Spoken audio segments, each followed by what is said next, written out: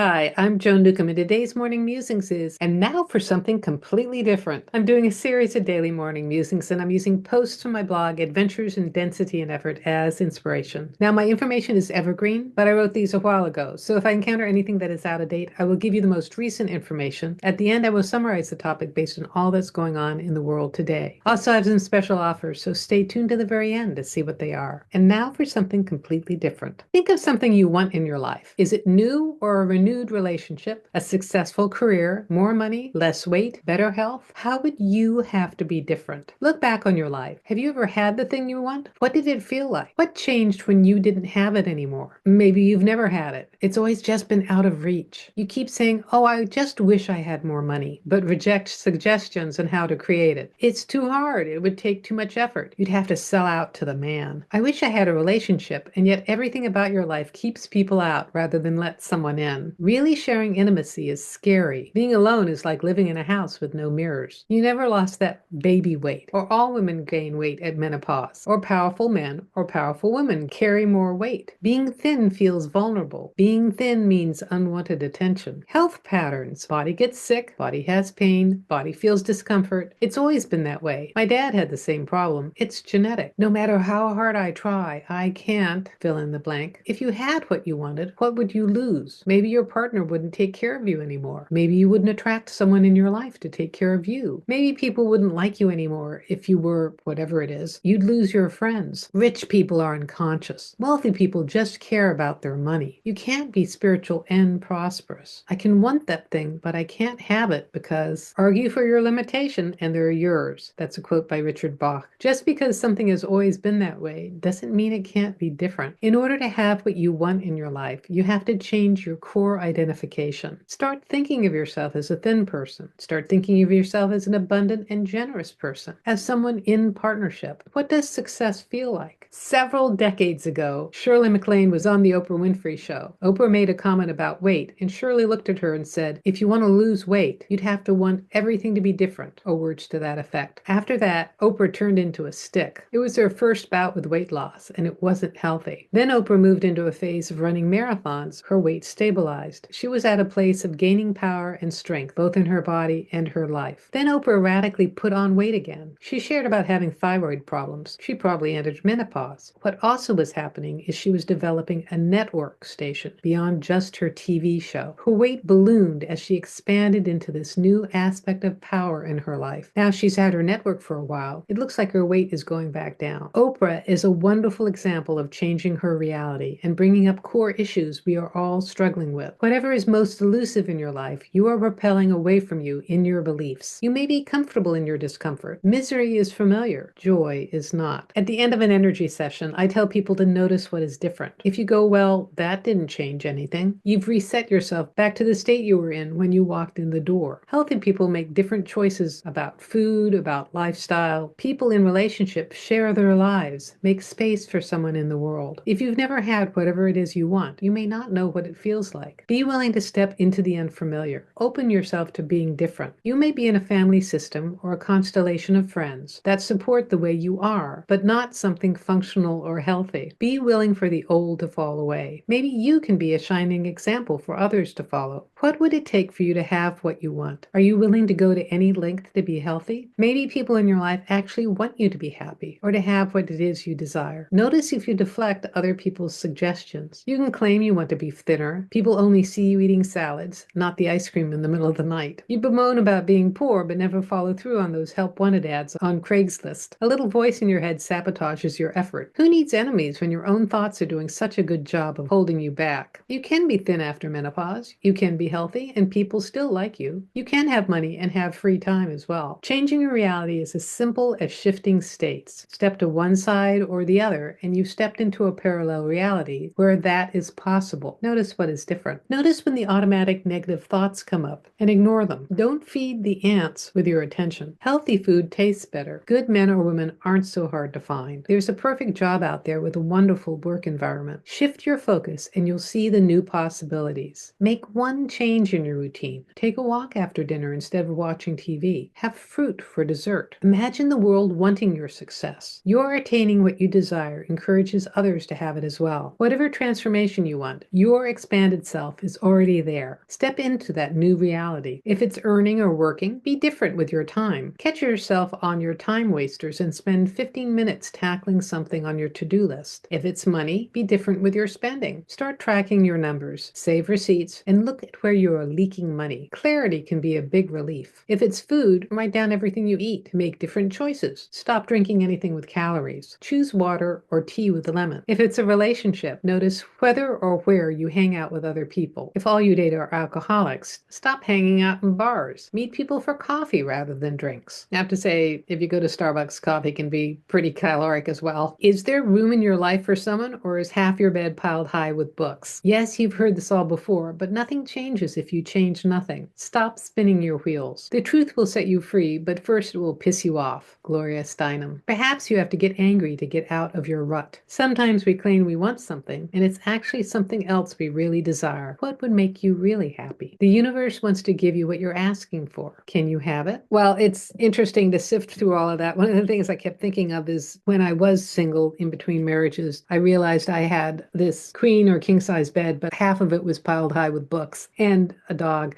So I had to train the dog not to sleep on the bed and clear that space in order for someone to share it with me. And the other thing I was thinking is that sometimes these changes happen without so much conscious focus and effort. Though I have to say, if anything I say prompts you for some changes, that's great. But I think we're navigating life differently than when I wrote this 10 years ago. We know a lot more now as well. So I'll just go back to the core thing I know in order to make changes is really just change one thing. It's a really simple thing. You just choose fruit instead of something sugary. Take the stairs instead of the elevator or escalator. Go out instead of stay in. Think about your own life, and if there's anything that you're wanting to create change about, but you're actually not taking any action, just do one thing, and it sets you on a whole new trajectory. And if you've done anything like that, please leave me a comment below because I love to read your comments. And if you like these videos, please share them with your family and friends and on your social media. And please click the thumbs up or the heart button and follow or subscribe, and that way you tell the algorithm to share this far and wide and get this out to someone who really needs to see this information. And if you'd like a free sample of one of my consciousness techniques, click on the link below to the skybox technique. It'll give you a drone's eye perspective of your life and a way of looking at things as consciousness. And if you'd like some manifestation techniques, click on the link below to my self-study course, Manifesting Money and Miracles. You'll learn simple but profound energy techniques to completely transform your external reality. And if you'd like a session with me, click on the link below to book a session. I take a look at the essence of who you are and what's going on in your life today, and then I can answer any questions you might have, and it's all recorded just for you. And if you want to learn how to do this for yourself, that is navigate your life as consciousness with the help of some of my consciousness techniques, Manifesting Money and Miracles is a great preparation for my coaching special where I work with you one-on-one and give you specifically chosen consciousness techniques so that you can transform your life. And you can find out more at my website, joan-newcomb.com, and I'll see you tomorrow in another Morning Musings.